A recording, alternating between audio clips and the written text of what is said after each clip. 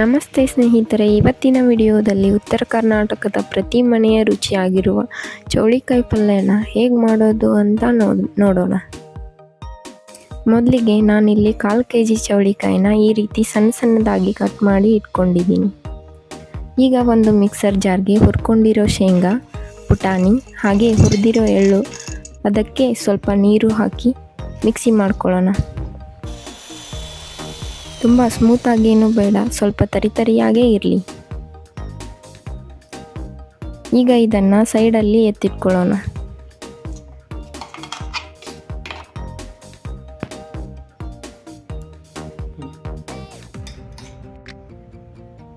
ಈಗ 7ರಿಂದ 8 ಎಸಳು ಬೆಳ್ಳುಳ್ಳಿ, 4-5 ಹಸಿರು ಮೆಣಸಿನಕಾಯಿಯನ್ನು ತರಿಯಾಗಿ ಕುಟ್ಟಿ ರೆಡಿ ಮಾಡ್ಕೊಳ್ಳೋಣ.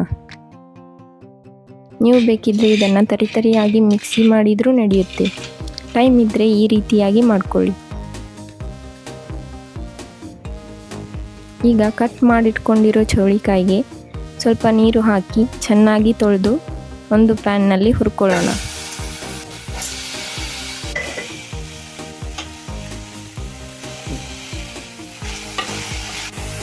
ಮೊದಲಿಗೆ ಎಣ್ಣೆ ಹಾಕದೇನೆ ನೀರೆಲ್ಲ ಹೋಗೋವರೆಗೂ ಚೆನ್ನಾಗಿ ಫ್ರೈ ಮಾಡ್ಕೊಳ್ಳಿ. ಆನಂತರ 2 ಸ್ಪೂನ್ ಎಣ್ಣೆ ಹಾಕಿ ಕಲರ್ ಚೇಂಜ್ ಆಗೋವರೆಗೂ ಚೆನ್ನಾಗಿ ಫ್ರೈ ಮಾಡಿ.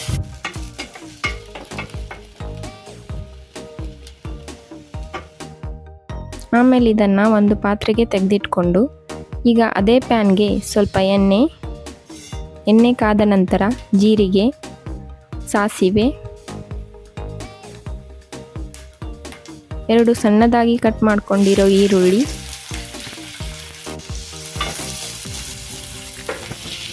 ಹಾಕಿ ಈರುಳ್ಳಿ ಕಲರ್ ಚೇಂಜ್ ಆಗೋವರೆಗೂ ಫ್ರೈ ಮಾಡಿ.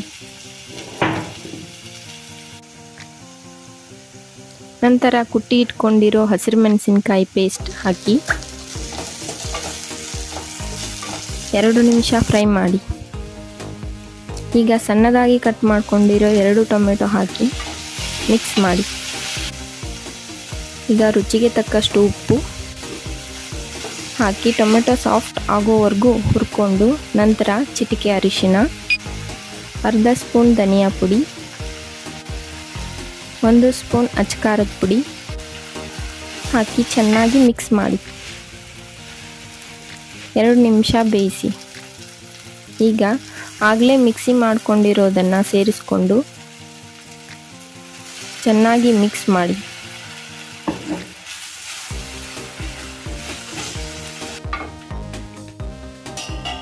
ಈಗ ಲಿಡ್ ಕ್ಲೋಸ್ ಮಾಡಿ 2ರಿಂದ 3 ನಿಮಿಷ ಬೇಯಿಸಿ.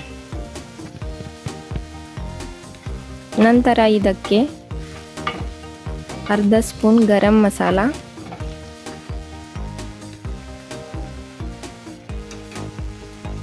ಹಾಗೆಯೇ ಸ್ವಲ್ಪ ಕಸೂರಿ ಮೇಥಿ ಹಾಕಿ ಚೆನ್ನಾಗಿ ಮಿಕ್ಸ್ ಮಾಡಿ. 2 ನಿಮಿಷ ಬೇಯಿಸಿದ ನಂತರ ಈಗ ಹುರ್ಕೊಂಡಿರೋ ಚೌಳಿಕಾಯಿನ ಸೇರಿಸಿ ಚೆನ್ನಾಗಿ ಮಿಕ್ಸ್ ಮಾಡಿ. ಈಗ ಅರ್ಧ ಗ್ಲಾಸ್ನಷ್ಟು ನೀರು ಹಾಕಿ ಲಿಡ್ ಕ್ಲೋಸ್ ಮಾಡಿ.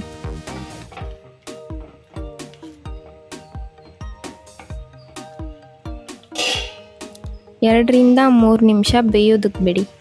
ಈಗ ಇದು ರೆಡಿಯಾಗಿದೆ. ಕೊನೆಯಲ್ಲಿ ಸಣ್ಣದಾಗಿ ಕಟ್ ಮಾಡ್ಕೊಂಡಿರೋ ಕೊತ್ತಂಬರಿ ಸೊಪ್ಪು ಹಾಕಿ ಮಿಕ್ಸ್ ಮಾಡಿದರೆ ತುಂಬಾ ಟೇಸ್ಟಿಯಾಗಿರೋ ಚೌಳಿಕಾಯಿ ಪಲ್ಯ ರೆಡಿ. ಈ ರೀತಿಯಾಗಿ ಚೌಳಿಕಾಯಿ ಪಲ್ಯ ಮಾಡಿದರೆ ಚೌಳಿಕಾಯಿ ಇಷ್ಟಪಡದೇ ಇರೋರು ಕೂಡ ಇಷ್ಟಪಟ್ಟು ತಿಂತಾರೆ. ಇದು ಬಿಸಿ ರೊಟ್ಟಿ, ಬಿಸಿ ಚಪಾತಿ ಜೊತೆ ತಿನ್ನೋದಕ್ಕೆ ಸೂಪರ್ ಆಗಿರುತ್ತೆ. ನೀವು ಇದನ್ನು ಮನೆಯಲ್ಲಿ ಟ್ರೈ ಮಾಡಿ, ಮಕ್ಕಳು ಕೂಡ ಇಷ್ಟಪಟ್ಟು ತಿಂತಾರೆ. ಮನೆಯಲ್ಲಿ ಟ್ರೈ ಮಾಡಿ ಹೇಗೆ ಬಂದಿತ್ತು ಅಂತ ಕಮೆಂಟ್ ಹಾಕೋದನ್ನು ಮರಿಬೇಡಿ. ಸೊ ನೋಡಿದ್ರಲ್ಲ ಫ್ರೆಂಡ್ಸ್, ಉತ್ತರ ಕರ್ನಾಟಕದ ಮನೆಯ ರುಚಿಯಾಗಿರುವಂತಹ ಚೌಳಿಕಾಯಿ ಪಲ್ಯನ ಹೇಗೆ ಮಾಡೋದು ಅಂತ. ಈ ವಿಡಿಯೋ ನಿಮಗೆ ಇಷ್ಟವಾಯಿತು ಅಂತ ತಿಳ್ಕೊತೀನಿ. ಹಾಗೆಯೇ ಇಷ್ಟ ಆದರೆ ಲೈಕ್ ಮಾಡಿ, ಶೇರ್ ಮಾಡಿ, ಸಬ್ಸ್ಕ್ರೈಬ್ ಮಾಡಿ. Thank you.